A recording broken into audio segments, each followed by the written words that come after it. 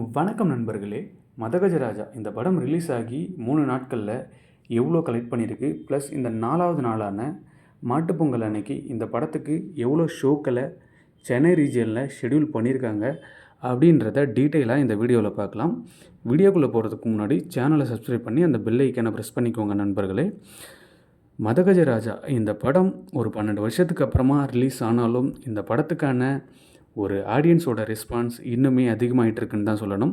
Game changer படத்தை தாண்டி 1 ஹவரில் புக் மை ஷோவில் கிட்டத்தட்ட 2000 டிக்கெட் அதிகமாக புக் ஆகிருக்குங்க.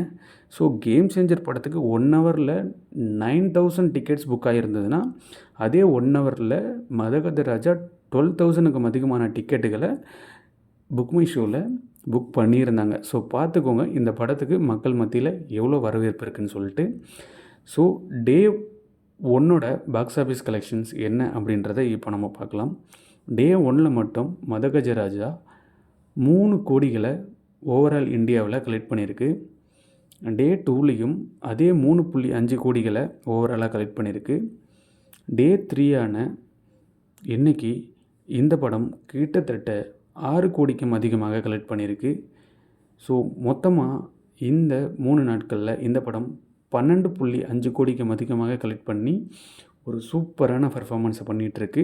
ஸோ நாளைக்கு இந்த படத்தோட ஷோ கவுண்ட்ஸ் எல்லாமே இன்க்ரீஸ் ஆகிருக்கு. ஸோ அதனால் இன்னுமே வசூல் அதிகமாகவே எதிர்பார்க்கலாம். ஸோ டே 4 சென்னை ரீஜியனோட ஷோ கவுண்ட்ஸை இப்போ பார்த்துடலாம். டே 4ல் சென்னை ரீஜியனில் 425 ஷோக்களை ஷெட்யூல் பண்ணியிருக்காங்க.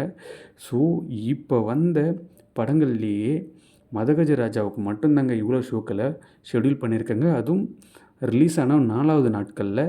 ஸோ இதில் பியூட்டி என்ன அப்படின்னா, 4வது நாட்களில் இந்த படம் ஃபாஸ்ட் ஃபில்லிங் மட்டுமே அரௌண்ட் 190 ஷோக்கு அதிகமாக ஃபாஸ்ட் ஃபில்லிங் போயிட்டுருக்கு. 2 ஷோக்கள் கிட்டத்தட்ட சோல்ட் அவுட்டே ஆகிடுச்சு. ஸோ அந்தளவுக்கு இந்த படங்கள் மக்கள் மத்தியில் நல்ல வரவேற்பை பெற்றிருக்குன்னு தாங்க சொல்லணும். ஸோ நீங்கள் படம் பார்த்துட்டிங்களா? படம் எப்படி இருக்குது அப்படின்றத கமெண்ட் செக்ஷனில் சொல்லுங்கள். நான் சொன்ன தகவல் உங்களுக்கு பிடிச்சிருந்தது அப்படின்னா சேனலை சப்ஸ்கிரைப் பண்ணி ஃபாலோ பண்ணி ஷேர் பண்ணிக்கோங்க. தேங்க்யூ.